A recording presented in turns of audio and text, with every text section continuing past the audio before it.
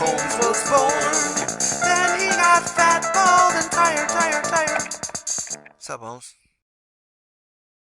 We have more questions coming in. What are your thoughts on games where one hit leads to a combo that kills a character with full life? That's from The Mental.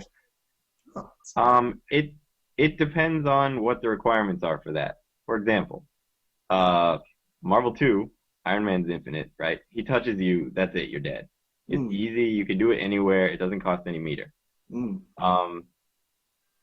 Guilty Gear, for example, if you crank up their guard bar, you can kill them in one combo, but it doesn't happen very often. Right. Other games like Street Fighter EX, I mean, I hate to use that as an example again, but it's there. You can kill people in one combo if you know what you're doing and you get a lot of hard stuff right, or if you have a lot of meter. Marvel 3, one air throw and you decide to burn your X Factor or use 2 meters and the guy's dead. You don't have an X Factor type thing in Skullgirls, unless I missed it. I've only been playing it. No, we don't have a comeback mechanic. It's skill, right? If you're losing, play better. Right. Yeah, that was a bold choice because for beginners, it feels good to just mash all the buttons and watch the screen turn red and then kill someone instantly. It really empowers you, but you didn't rely on that kind of stuff for your game. No, it's a choice from the start. Yeah, basically, I miss games where, like, everybody talks about newer games. Well, some people talk about newer games being more random.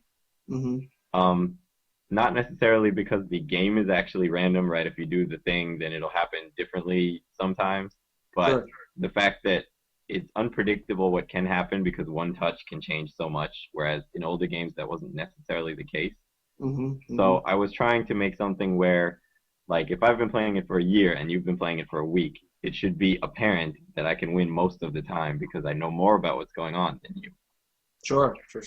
Yeah, I started to get pretty depressed when championship fighters, the best in their class, were saying, "Oh yeah, I stopped thinking and just started throwing out random moves so we wouldn't know what to do." And that's like what I did for the entire match. I'm like, "Oh no, what's happened to this? What used to be like chess? I mean, you can't imagine a chess player being like, "Oh, I just started throwing all the pieces around and hoping to confuse them," and the science of it starting to die. Yeah.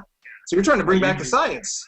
Yeah, like I usually mention when people ask why I play fighting games, it's usually because I answer because fighting games at a higher level are basically like chess with manual dexterity.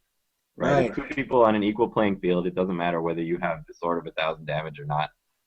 And seeing whether you can outthink and outplay the other person.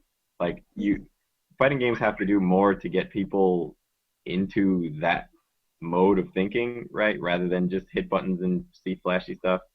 I did want to say though, as far as comeback mechanics go, X Factor level 3 might be a little much, but as a choice for a comeback mechanic, it's actually a really interesting one.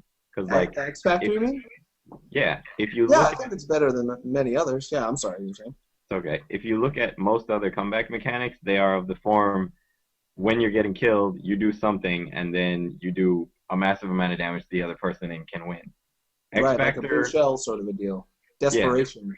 Yeah, ultras, etc. X Factor doesn't do that for you. You still have to land hits. You still have to play the character right. You still have to do combos. I mean, occasionally you can just throw out a super and it doesn't get scaled, and that's it. But like, X Factor means you still have to play the game. So although the better you get, the more effective it is, and like at high levels, it pretty much will just kill you anyway. Right. It's a lot more difficult to use for new players, and as far as an actual comeback mechanic goes, it was a really interesting choice. Yeah, and I like that it does level the playing field somewhat, in that every character has some hope. And I think Ultimate Marvel vs. Capcom 3 is more balanced than a lot of people give it credit for. But that's a whole other topic. Jeez. I wish I had more than an hour with you, Mike. We could do this all day. Oh, I should answer the guy's question.